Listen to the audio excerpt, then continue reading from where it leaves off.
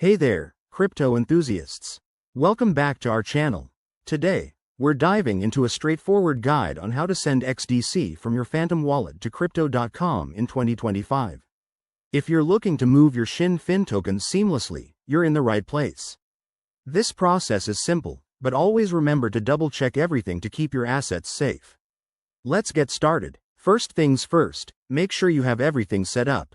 You'll need the Phantom wallet app installed on your device, some XDC tokens in your wallet, and a verified account on Crypto.com.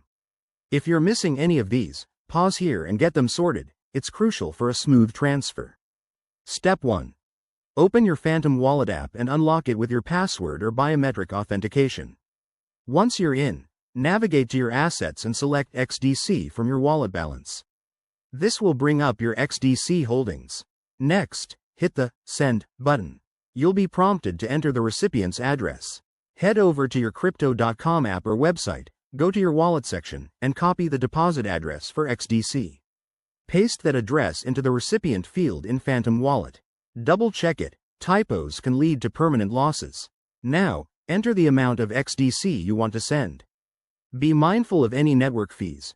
XDC typically uses the Fin network, so factor in those gas fees to avoid surprises. Review the transaction details one last time, then confirm the send.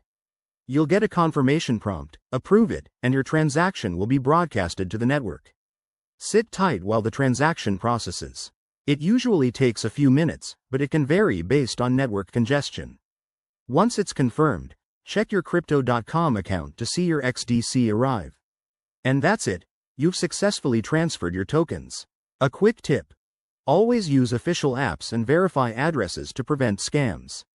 If you run into issues, reach out to customer support for your respective platforms.